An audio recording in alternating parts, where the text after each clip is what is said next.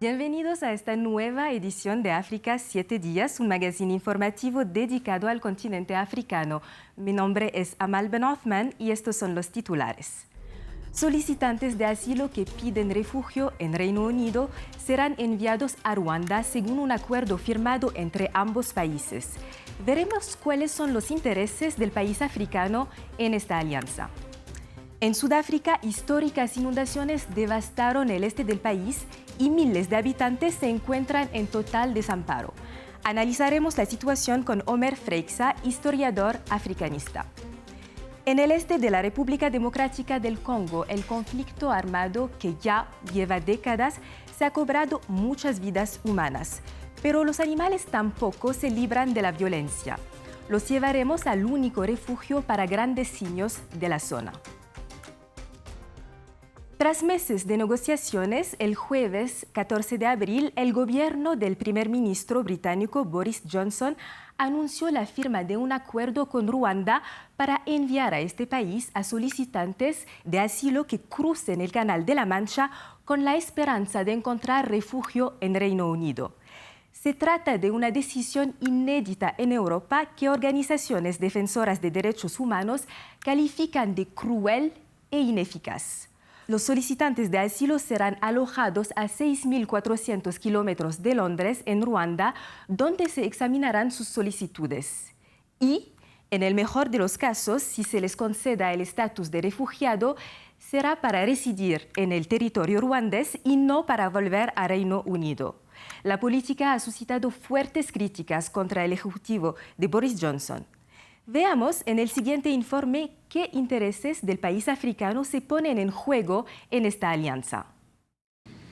Avanzar en el desarrollo del país. Ese es el argumento formulado por las autoridades ruandesas para justificar la firma con el Reino Unido de un pacto controvertido sobre migración.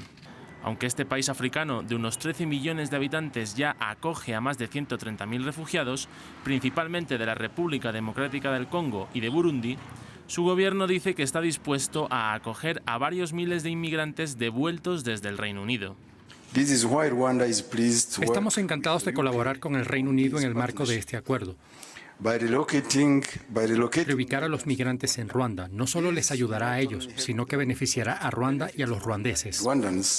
El primer ministro británico Boris Johnson se ha comprometido a invertir 157 millones de dólares para ayudar a poner en marcha el proyecto, pero también para apoyar el desarrollo del país, donde el 40% de la población aún vive por debajo del umbral de la pobreza.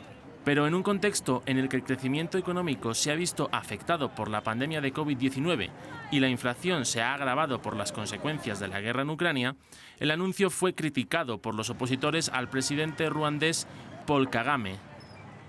El Partido Verde Democrático de Ruanda apoya la acogida de los refugiados que han elegido a Ruanda como primer destino.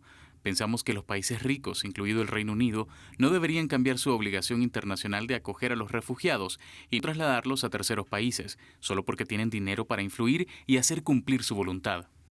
Sin embargo, las autoridades ruandesas aseguran que gracias a la financiación prometida por el Reino Unido, el proyecto no supondrá una carga para el presupuesto gubernamental. También destacan la tradición de hospitalidad del país. Desde hace varios años, Ruanda participa en asociaciones para reubicación de refugiados y migrantes. Desde 2019, el país acoge un programa de ACNUR que evacúa a los migrantes detenidos en Libia. Y más recientemente, Kigali ha recibido refugiados afganos que huyeron de la toma del país por los talibanes. A pesar de que desde hace años la Unión Europea en su conjunto y algunos Estados miembros por separado externalizan el control de fronteras a terceros países como Turquía, Marruecos o Libia, Reino Unido se convierte en la primera nación europea en subcontratar a un país del sur global para la gestión de las solicitudes de asilo. Londres sigue así el ejemplo de Australia, que a principios de los años 2000 empezó a enviar a migrantes a las islas Manaus y Nauru. Una política muy controvertida que provoca un gran sufrimiento mental y físico entre los desplazados. Escuchemos las declaraciones de Daniel Sohege, director de la Organización de Derechos Humanos Stand for All. Fundamentalmente es una política inhumana, inviable y muy costosa que ni siquiera debería ser debatida. Nunca debería haberse ni siquiera considerado. Cuando se combina con otras políticas dentro del proyecto de ley de nacionalidad y fronteras, como los cambios en la evaluación de la edad, por ejemplo, estamos hablando de una política que podría hacer que los niños sean enviados a un país que queda a 6.400 kilómetros. El primer ministro dijo que esta era una opción humanitaria. Esta es la definición de lo contrario a lo humanitario.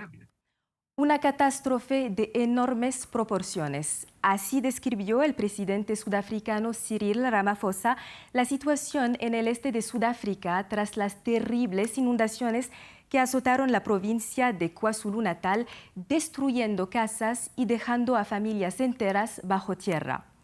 Más de 400 personas han muerto, la mayoría de ellas en la región de Durban, una de las ciudades portuarias más importantes del continente africano, situada en la costa del Océano Índico. El presidente Ramaphosa ha prometido ayudar a las familias de las víctimas, pero muchos sudafricanos ya temen un desvío de la ayuda por parte de la clase política. Y es que los escándalos de corrupción son numerosos en el país. Un ejemplo ha sido la lucha contra el COVID-19, que se vio empañada por múltiples polémicas. Mientras el desamparo de la población hace temer lo peor, le preguntamos a Omer Freixa, historiador africanista, cómo puede afrontar Sudáfrica la situación y si el país corre el riesgo de sufrir nuevos disturbios como los de julio de 2021 tras la detención del expresidente Jacob Zuma. El gobierno ha girado unos 2.000 millones de rands, equivalente a 135 millones de dólares estadounidenses, para hacer frente a este desastre sin precedentes climático, y desde ya hay miedo que se robe el dinero por antecedentes previos durante la gestión de la pandemia, de la crisis sanitaria, aunque desde la gobernación aseguraron que, a diferencia de lo que ocurría en el pasado, esta vez habría un claro contralor sobre el destino de estos fondos, lo cual para no repetir los errores y las malas gestiones del pasado. Es muy importante el protagonismo de las ONGs, porque varias están aportando. Por ejemplo, la Fundación Motsepe aportó unos 30 millones de rands, equivalente a 2 millones de dólares estadounidenses, y gracias a los escándalos de desvío de fondos durante la crisis sanitaria que se vivieron estos 2 años casi precedentes, hay una desconfianza muy grande en el público, en la sociedad, en la ciudadanía, y que el gobierno ha perdido mucha legitimidad en estos últimos 2 años. No me parece lejana la convulsión social, una posibilidad. De hecho, la semana pasada hubo protestas y represión tras la remoción de un grupo desplazado que debió ser reubicado por la contingencia. Si bien se trataba de un grupo de 100 personas, un grupo reducido, un grupo pequeño, puede ser botón de muestra de algo peor. En resumen, yo diría que el manejo cuidadoso de la gestión de lo que está provocando esta terrible crisis climática y su impacto en la región de KwaZulu-Natal depende no solo la paz social en la región, sino en el país. Vamos a República Democrática del Congo. El conflicto, protagonizado por decenas de grupos armados en el este del país, se está cobrando muchas víctimas humanas, pero tampoco perdona a la fauna silvestre en peligro crítico. En el siguiente reportaje les invitamos a descubrir el Centro de Rehabilitación de Simios de Lwiro, el único refugio para estos animales en el Parque Nacional de Kahuzi-Biega. 6.000 kilómetros cuadrados de selva. Nos encontramos en el Parque Kahuzi-Biega, situado entre 2 volcanes extinguidos en el este de la República Democrática del Congo. Desde su creación en 1970, el parque ya se ha visto gravemente afectado por 2 guerras civiles que han asolado el país y ha visto disminuir la población de animales salvajes, especialmente de grandes simios. Afortunadamente, el Centro de Rehabilitación de Primates del Lwiro, situado en las afueras del parque, es ahora un oasis para estos animales heridos y traumatizados. Llegamos aquí a las 6:30 de la mañana. Les damos comida y si hay animales enfermos es cuando les damos medicinas. La mayoría de los primates fueron traídos después de haber sido capturados por cazadores furtivos que habían abusado de ellos. Dependiendo de la gravedad de sus heridas, un gran simio puede tardar semanas o meses en recuperarse. Intentamos hacer todo lo posible para ver cómo salvar primero la vida del animal. Si hay heridas o cualquier otro caso grave, podemos ver primero cómo detener la hemorragia y luego anestesiar al animal, suturarlo y devolverlo a su jaula.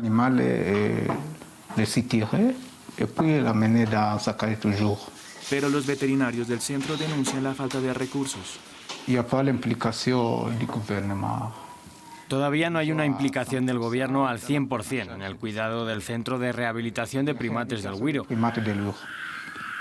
Son los esfuerzos de las personas de buena voluntad los que intentan ayudarnos a proteger a los animales que están muy amenazados.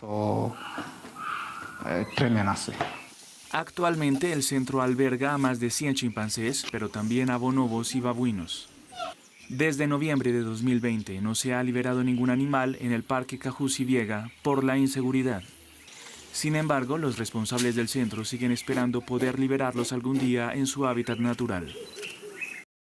Cambiamos de tema para hablar de deportes. El skateboarding sigue siendo un deporte marginal en África, con solo 10 parques para skates en todo el continente y unos pocos entusiastas como Harmony Bataka, una mujer de 27 años que multiplica los esfuerzos para atraer nuevos miembros. Vamos a Ghana para conocerla. Amanece en Accra, la capital de Ghana, mientras Harmony Bataka patina con amplias curvas por una calle de la ciudad. El año pasado, esta joven de 27 años dejó su trabajo para dedicarse a tiempo completo al skateboard. Su decisión provocó la consternación de su entorno, ya que este deporte sigue siendo marginal en África, más aún para las mujeres. I enjoyed skateboarding, like every bit of it, you know. Me encanta el skateboard, me encanta cada parte de este deporte y me hace sentir muy bien. Había ahorrado algo de dinero con mi trabajo, así que decidí que aunque no tenía ingresos cuando empecé, quería ser libre y hacer lo que me gustaba. En aquel momento, Harmony no conocía a ninguna otra mujer que practicara el skateboard. Pero ahora se encuentra en el centro de una escena floreciente, sobre todo gracias a la apertura del primer skatepark de Ghana. Una vez a la semana, el skatepark está reservado a las mujeres y a las niñas y se convierte en el Skate Girl Club. Estoy muy contenta de que hayan muchas chicas que quieran intentarlo. No importa si no quieren continuar, al menos están dispuestas a intentarlo. El skateboarding es uno de los deportes que más crece en el mundo, pero en el continente solo hay unos pocos skateparks. Y solo 3 de los 80 skaters que compitieron en los Juegos Olímpicos de Tokio 2020 eran africanos. Las mujeres están poco representadas, pero eso podría cambiar. Hoy Harmony espera que las sesiones para mujeres animen a las ghanesas a lanzarse y a practicar este deporte.